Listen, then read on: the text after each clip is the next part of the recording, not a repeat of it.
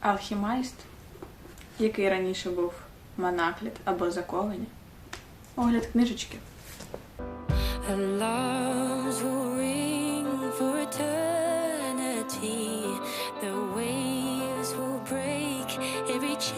Почнемо з розбіру магічного всесвіту, який насправді заключається не в магії, а в алхімії. Центром подій є місто Палладія, яке за історією і легендами було засноване на руїнах старого міста, яке постраждало від чуми. За історією, перед заснуванням цього міста у нас була перша війна з некромантами, де головний антагоніст, некромант, використовував мертві тіла людей з того старого міста, які вмерли від чуми, задля своїх цілей. Але згідно історії, у нас був герой на ім'я Оріон Голдфаст, який переміг даного злодія. Саме род Голдфастів заснував місто Палладія. Тому вся влада міста зосереджувала саме на них. Головною керуючою посадою в місті був принципат. В цьому всесвіті у нас не існує магії, у нас існує алхімія. Основний напрямок алхімії зосереджений на металах. Тобто у нас є люди, які можуть керувати залізом, сріблом, золотом, ртуттю, будь-чим. Окрім цього, у нас існують ще алхіміки вогню, вони називалися піроманти, і так само алхіміки, які були цілителями. Але вони використовували базовий резонанс, тому це не було щось дуже вагоме. Будь-яка алхімія, вона чаклувала, скажімо так, використовуючи резонанс. Люди, які мали схильність до алхімії і резонансу в напрямку якогось одного конкретного металу, об'єднувалися в гільдії. Тому у нас були гільдії заліза, гільдії золота і так далі. Основний принцип для життя мешканців Палладії заключався в тому, що вони повинні були вірити. А вірити саме в богів, які за легендою дали дар Оріону Голдфасту для того, щоб перемогти некроманта. Окрім цього, вони повинні були бути завжди віддані цьому роду Голдфастів, які займали всі керуючі важливі посади. Окрім цього, вони засуджували некромантів, тобто людей, які використовували алхімію по відношенню до мертвих тіл. За їх же віруванням, людина не зможе врятувати душу, якщо її тіло не спалити. І тому, по факту, всі некроманти, вони знущалися над душею людини і не давали їй упокоїтися з миром. Некроманти, вони вміли створювати некротралів. Це якраз той живий труп, який вони отримали в результаті своєї алхімії. Крім цього, існували люди, які могли застосувати свій резонанс і алхімію по відношенню до інших живих істот. Найчастіше це саме людина до людини. Таких людей називали вівменсерами. І вівменсерів насправді дуже сильно засуджувало суспільство, тому що вони були схожі по діяльності на некромантів. І люди в суспільстві боялися, що вівменсер потайки від будь-якої іншої людини зможе застосувати свою хімію, алхімію, резонанс на них і якось використати в своїх цілях. Тому вівменсерам дуже важко було якось потрапити в основне суспільство. В цілому, навіть коли, будучи вагітними, жінки або їх чоловіки дізнавалися, що дружина виношує дитину, яка потенційно може бути вівменсером, вони позбувалися цієї дитини. Якщо все ж таки вдалося народитися вівменсеру, ця сила проявилася не скоро, для того, щоб її прийняли в суспільство, їй треба було не тільки поклястися у вірі в богів, вірності Голдфастам, а ще й, як доказ своєї цієї відчайдушності, вони погоджувалися на стерилізацію. Тепер до подій та героїв книжки. Ми спостерігаємо за війною між Палладією, яку підтримує опір під назвою «Вічний вогонь», і Верховним Некромантом, у якого є армія невмирущих. Це люди, яким він дав безсмертя за допомогою своєї власної алхімії, використовуючи частини свого тіла. Додатково до цієї армії у нас є некротрали, тобто всі люди, які загинули під час війни, вони використовувалися для того, щоб знову їх воскресити і відправити в бій. Як же почалася ця війна? В керівництві міста Палладія був принципат на ім'я Аполлон. Він був доволі сильним привержеником своїх оцих вірувань, але Додатково до цього він дозволяв деяким людям з інших країн, у яких був резонанс, раз на якийсь період приїжджати в місто і якось себе реалізовувати. Аполлон керував інститутом алхімії, він був по факту директором. І тому раз на рік, наприклад, раз на семестр чи на навчальний рік давалась можливість якомусь студенту все ж таки вступити, як грубо кажучи, стипендіант на бюджетну основу в той інститут. Паралельно ми маємо те, що є гільдії, які дуже схожі на родини чистокровних чарівників, тобто вони вважали, що їм все зобов'язані, що саме вони достойні і вчитися по замовчуванню, і розвивати місто, і так далі. Але через те, що принципат дуже сильно кріпився за ці вірування в богів і так далі, то він відмовлявся від деякого розвитку свого міста, що в той же момент не влаштовувало гільдії. Тому у нас почалися внутрішні заварушки. Коли вони почалися, з'явився Декий Морроу, який сказав, що він допоможе гільдіям отримати те, що вони хочуть. Додачі він пообіцяв їм безсмертя, вічне життя і владу. Все як треба. Гільдії погодилися. І тому у нас почалися двосторонні угруповування. Ті, що за Аполлона, і ті, що за Морроу.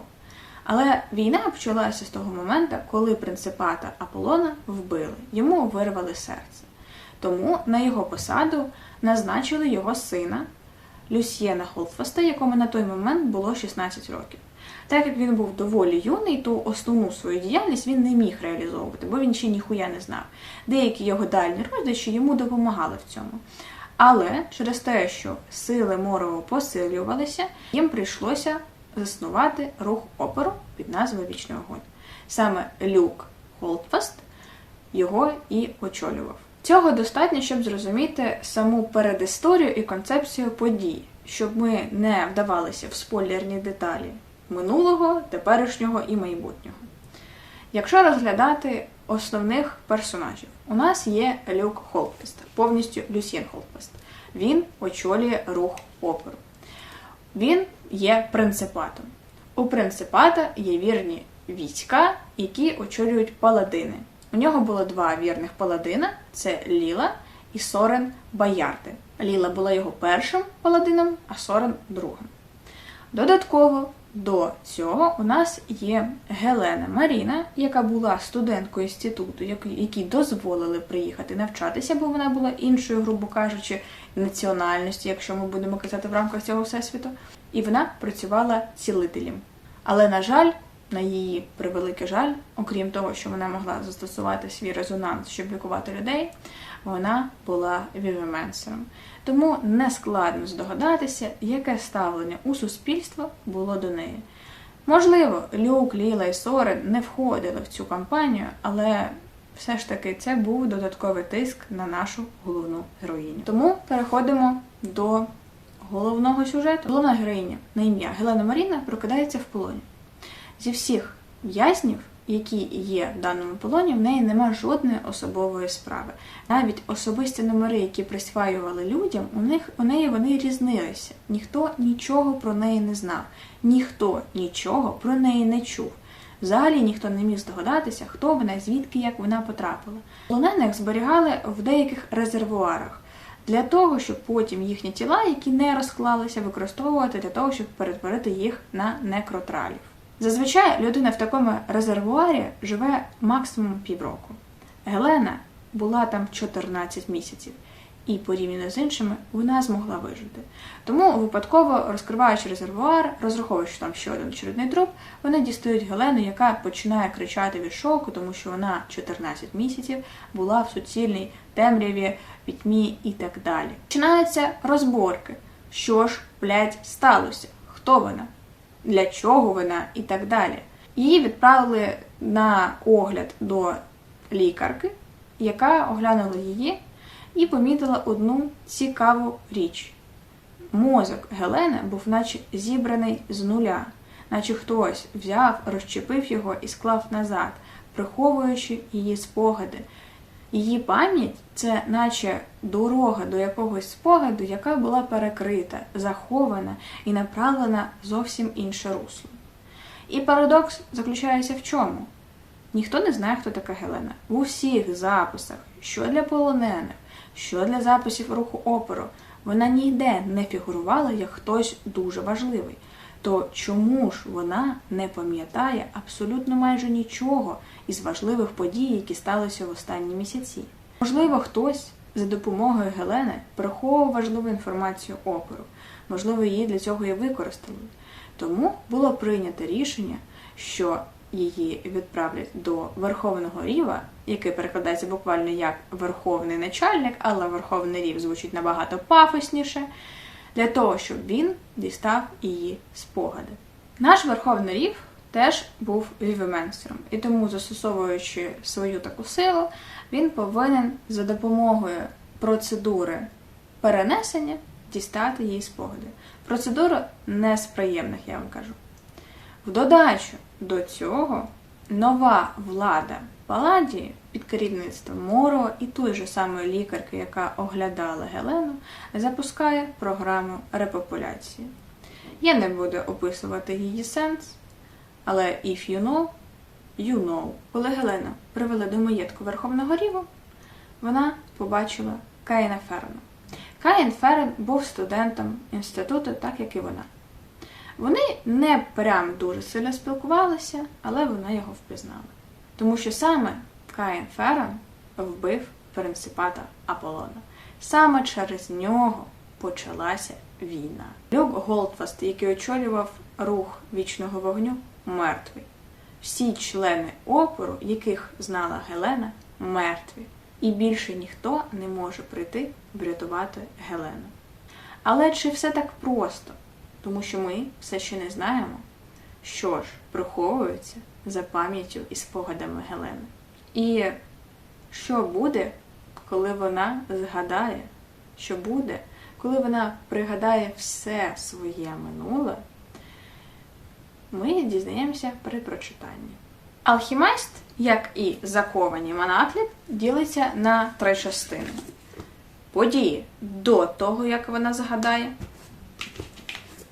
те, що вона згадає, і події після того, як вона згадає. Далі я хочу безпосередньо порівняти Алхімайст з фанфіком Монакліп або Заковані. Тому, якщо ви не читали цей фанфік і розбір даного фанфіку, на жаль, для вас буде спойлером до сюжету Алхімайст, то я прошу вас перемотати на ось таку хвилину. Що ж, мої дорогенькі, ті, хто знає, що з самого початку Гелена була Герміоною, а Каїн був Драко, можу вам сказати, що ця книга передає 90% основного сюжету фанфіку. Різниця в нас лише в іменах, в новому всесвіті і в мінорних військових подіях, які приводять до основного піздіця. Якісь глобальні повороти сюжетні, які були в Монакліді, залишаються ось тут. Просто у нас, можливо, додається якісь додаткові персонажі, додаткові мінорні вирішення ситуації, які розширюють і поглиблюють сюжет. Але, незважаючи на все це, ми маємо всі неймовірні, причудові, всі класні моменти, які були в Закованих. Ми маємо Герміону, Гелену, яка згадає Каїна і згадає, що він дійсно робив для неї і для опору, яке місце він займає в її житті. Спогади тут повертаються так само через вагітність. Єдина різниця в тому, що Гелена через те, що вона була вівеменсеркою, вона була стерилізована. Тому нашій лікарці професорці Страу треба було трошечки почаклуватися, щоб відкатити весь цей процес назад. Тому в програму репопуляції вона вступила трошечки пізніше. Це не прям дуже кардинальна зміна, але вона трошечки міняє настрій самої цієї програми. Все ж таки, це ще неприємно, це все ще боляче, але у нас не буде сцен зі столом. І участь і присутність Каїна в даному дійстві не відчувалася настільки агресивно віддаленою. Так, будуть булькотіння, неприйняття і таке інше, але він доволі був максимально підтримуючим, наскільки він міг в цій, конченій ситуації. Ще з того, що я помітила, тут нема приколу з журавликами. Взагалі. Я не знаю, чи було воно в початковій версії Алхімайст, коли він тільки редагувався, бо я бачила редакції книжки, на яких намальовані журавлики, але ні, цього тут, на жаль, нема. Із цікавих фактів, саме лікарка Страу – це єдина персонажка, яка не отримала зміни імені. Мабуть, тому що її фанфіку вона була теж вигадана. Тут дуже легко здогадатися, хто є хто. Принаймні із головних ведучих персонажів. То ми розуміємо. Гелена Герміона, Каїн Драко, Люк Голдфаст – це Гаррі Поттер, Ліла Боярд – це Джині, Сорен Боярд – це Рон і ще деякі персонажі. Аполлон Голдфаст, якого вбили, був Альбус Дамблдор і так далі. І сюжетний поворот Закованих, який стосується Джині, тут теж один в один. На моє суб'єктивне щастя, я дуже рада тому, що авторка залишила абсолютно все важливе, що було в Монакліді. У нас є всі неймовірні, ахуєнні сцени з фанфіку, які є тут. Тобто людина, яка не читала Монаклід, як зазначала сама авторка, не повинна, вона має можливість не повертатися до цієї роботи, тому що все, що ми пережили, читаючи той фанфік, людина отримує ось тут. Тут ми маємо всі важливі сцени, всі романтично важливі сцени, які були в Закованих. Тому ми маємо все, що нам треба. Ми маємо поцілунок під час балу і погляд на головну героїню. Ми маємо випотрошення Монтегю, який вже не Монтегю. Ми маємо Асторію, яка нас бісила. Сцену з оком ми маємо. Лікування спини, що є найкласнішою сценою, на мою суб'єктивну думку. І так далі. Ми маємо всі неймовірні цитати, які казав Драко Герміоні, просто вже у вигляді Каїна до Гелени. I must admit, if anyone had told me that you'd become so lovely, I would never have come near you. I was rather blindsided when I first saw you again. You're like a rose in a graveyard. I wonder what you could have turned into without the war. Читаючи Закованих, ми знаємо, що основна проблематика введення війни була в тому, що Герміона наполягала на тому, щоб вони використовували смертні закляття, тому що смертежери їх використовують. І наш Гаррі Золотий Хлопчик казав ні-ні-ні. Тут є теж схожа проблематика, я не буду її описувати, бо це спойлер, якщо ви все ж таки хочете читати Алхімайст. Але мені дуже подобається, як авторка це переробила. Це насправді виглядає більш вагомим, і прям ти коли читаєш, думаєш, блядь, да, чому ви так не зробите? Це ж, блядь, ахуєнний план. Прекрасний план, неперевершений. І надійний, сука, як швейцарський годинник. Тому це було просто офігенно. Тепер повертаємося до загальної інформації для всіх. Розберемо спочатку мінуси книжки.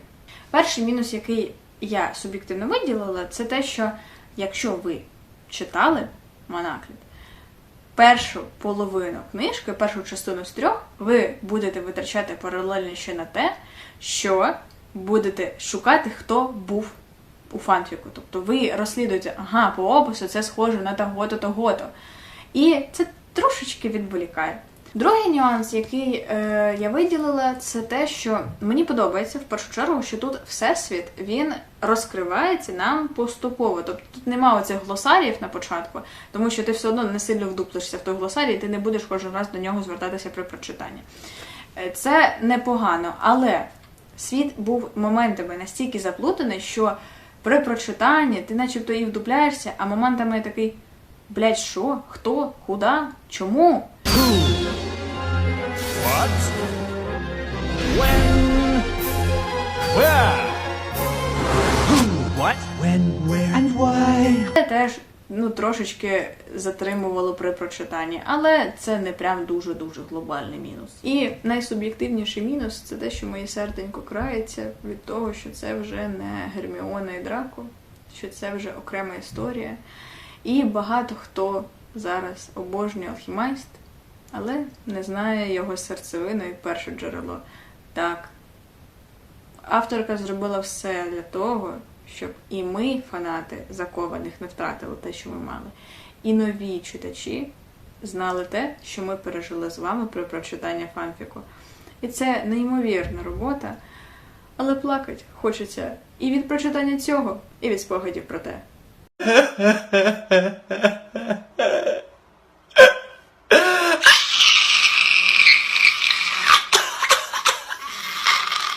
Щодо переваг. Авторка зробила величезну, ахуєнну роботу. Вона при написанні стала на рівень вище, а може навіть і на 2. Це відчувається, тому що вона продумала дуже багато прикольних і цікавих моментів, які пояснюють сенс, причинно-наслідкові зв'язки деяких подій. Набагато якісніше і логічніше, ніж у фанфіку, що мені дуже сподобалося. Особливо це стосується причини запуску програми репопуляції. Тому що, коли читаєш фанфік, ти не розумієш, типу, а в чому прикол? Це виглядає як дуже тупе виправдання, але ось тут вона це закрутила так, що ти такий є, бать. Друга перевага щодо сюжету – це стосується конфліктів всередині опору. Що я маю на увазі? Коли ми читаємо фанфік, ми знаємо, що Герміона – золота дівчинка нашого тріо. Тому при прочитанні, так, вона робила багато. Можливо, моментами її критикували і не розуміли. Але в цілому не відчувався настільки, тотальний дисбаланс, це максимальне пригнічення і дискримінація головної героїні при прочитанні фанфіку. Ось тут ідеї Гелени дійсно були дуже разючими порівняно з тим, що хотіли люди з опору, що викликало обурення. І в цілому побудова комунікації, окрім її теплих стосунків з іншими героями, головними героями опору, тут, її, із сторони в сторону їбалі. Буквально в плані те, що її використовували, як хотіли, її принижували, як хотіли. І тут оцінюєш її вклад у все це, і ти просто, бісишся на цих долбойобів, які, просто... Мені дуже шкода було головну героїню, через що їй треба було пройти, щоб щось, комусь доказати, свою вірність і так далі. Тому тут все ж таки є колосальна різниця, якщо порівнювати з тим, як ставилося до Герміони. Головні герої даної книжки, а саме Гелена і Каїн, на мою суб'єктивну думку, прописані просто ахуєнно. Що мені дуже сподобалося, що авторка не просто залишила якийсь відголосок від того фанфіку, який був. Вона залишила від Драко і Герміони для Каїна і Гелени абсолютно все. Атмосфера, вайб, характер, оця особливість побудови їх стосунків. І при прочитанні моментами ти забуваєш, що ти читаєш другий наклеп. Так, ми не кажемо про дублювання подій. Ми кажемо саме за внутрішню побудову персонажа. Вона якось їх так описала, що тобі здається, що це завжди були Гелена і Каїн. Ти забуваєш, що це були Герміона і Драко. І це боляче для фанатів Герміони, це боляче для мене. Але це максимальна професійна робота, тому що це треба постаратися це так зробити, щоб не було прірви. Порівнюючи, наприклад, з книжкою Irresistible Argue to Fall for Your Enemy, яка дублює фанфік випробування коханням для Драко Малфоя, там від Драко і Герміони майже ніхуя не залишилося, окрім зовнішності, і саме легкого вайбу між ними, але нічого подібного. Тобто це були прям дуже колосальні роботи. Тут вони максимально схожі між собою, головні герої, з тими героями, які були у фанфіку. І це прям прекрасно. Мені прям дуже подобалося. Я обожнюю Драко з Монокліту, але так само Каїн заслуговує таке ж саме обожнювання, як і Драко, тому що мої зайчики, мої котики. Звісно, ми не можемо пропустити масштаб роботи і його оформлення. 1024 сторінки. Дякую, що не трилогія. Величезна цеглина, більше ніж кілограм вагою, з ахуєнним кольоровим зрізом, який ви можете побачити, і побачити кількість закладок, які я вставляла сюди при прочитанні. Вони вам знадобляться, бажано якийсь пакаван. Тут кольоровий зріз, тут кольоровий зріз. Обкладинка, яка мені неймовірно подобається. Єдиний мінус цієї обкладинки в тому, що тут трошечки стирається напис, але що ж поробиш. Паралельно ми маємо тут ще одну обкладинку Уробороса у вигляді дракона. Додатково до цього ми маємо що мені насправді не дуже вважається симпатичним, але ось такі розвороти, форзаци. І найголовніше, просто єбейше найголовніше, що могла зробити Сен Лію, дякую їй за це, це вставка найголовнішого зображення наприкінці цієї книжки. She was a non-active member of the Order of the Phoenix and did not fight. She was a non-active member of the Order of the Phoenix and did not fight. Знаєте, багато хто плаче при прочитанні що Монакліда, що Алхіміст.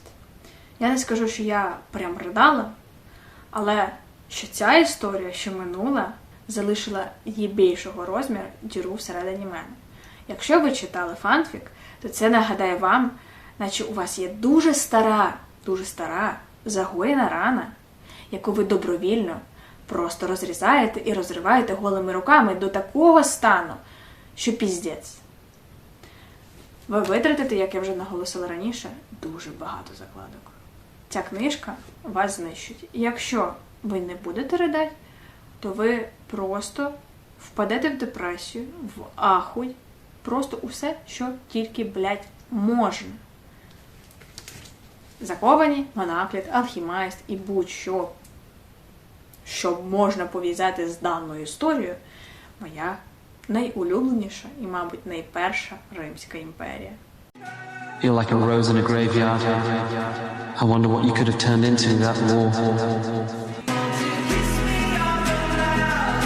Якщо трошки детальніше про головних героїв, то, як я вже зауважила, що найголовніше в Гелені – це те, що за те, що авторка детально описала всі конфлікти всередині опери, все ставлення до Гелени, її дійсно дуже шкода, і ти розумієш масштаб того, що вона вклала. Вона має наполегливість і бажання розкрити внутрішню натуру людини, так само, як і головна героїня Закованих. Тут в один-один. Зовнішність один в один. Все ідентично. Але вона трошечки, мені здається, все ж таки іде як окрема особистість. Тобто, як би не хотілося, як би ми не розуміли, що Гелена – це Герміона, вона окрема. Вона окрема особистість, окремий персонаж, яка взяла найкращі риси від головної героїні Закованих, але вона все ж таки має свою сольну, особливу історію. Щодо Каїна. Класичний, ахуєнний наш Драко, але, на жаль, вже не Драко. Він, як і в Закованих, розкривається доволі парадоксально і поступово. На початку ми будемо завжди мати гаряче та холодно. На початку, якщо ми візьмемо навпаки з першої частини, якщо ви не читали фанфік, ви будете його, можливо, навіть ненавидіти. Ви будете його не розуміти. Через те, що нам вкидаються думки головної героїні про нього, навіть при прочитанні, коли я ніхуя не знала щодо цієї історії, але я читала сам фанфік, ну не можеш ти прям 100% ненависть до нього проявити, от не можеш, ну не веде він себе підраз. Десь там між рядків ви все одно побачите цю проблиск його такого щирого серця. Потім в процесі розвитку сюжету ми зустрічаємося саме з горячо холодно, коли ми дізнаємося те, що ми дізнаємося. І найприємніший процес – це коли його крижане серце поступово тане, і він все більше і більше не боїться показати свої слабкі сторони. Що мені дуже подобається, що авторка, вона зробила його темноволосим, що насправді мене на початку дуже обурило. Не знаю чому.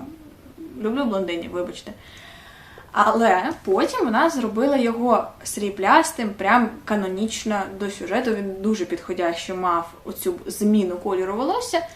І ну, це прям прекрасно. Тобто ми маємо моментами, важливими моментами нашого Драко, але ми все ще не забуваємо, що це вже, на жаль, Каїн Ферон, який так само, як і Гелена Маріна, заслужила свою сольну, окрему, особливу історію. Коротше, почнете це читати, дайте йому шанс, бо Каїн мужик на 10 з 10, і я вам це гарантую. Мені неймовірно подобається як авторка проробила кожного персонажа. Не тільки за характером, але й за зовнішністю.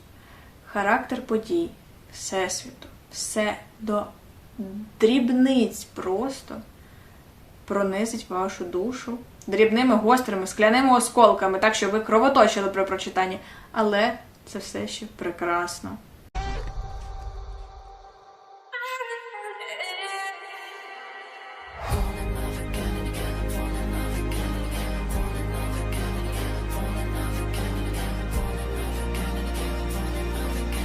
Це буде кохання, можливо, не з першого погляду, якщо ви вперше берете до рук дану історію і дану роботу, не знаючи її минулого. Але якщо це і хоч і не з першого погляду, це буде кохання на все ваше життя. Невеликий коментар щодо другорядних персонажів, насправді, очевидний, на мою суб'єктивну думку.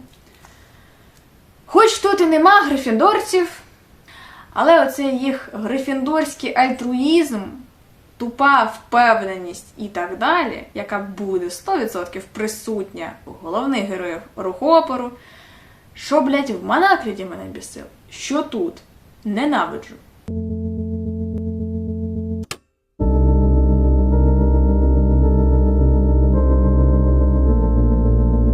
Чесно, я не дуже засмутилася, що Люк Голфест помер. Основне ж питання, чи варто читати? Так. Якщо ви не читали фанфік, так. Якщо ви читали фанфік, все одно так. Ви повинні пережити це знову. Це неймовірне нове відчуття того, що наша улюблена Дреміона отримала окреме, незалежне життя, і тепер ця історія буде розбивати серця не тільки тим, хто сидить на сайтах, де пишуть фанфіки, а й тих, хто просто зайшов в книжковий магазин. Тому, як ви здогадалися, оцінка 10 із 10. Я оце підкидувати не буду. Воно мене вб'є нахуй. Тому на цьому все. І до нових книжок.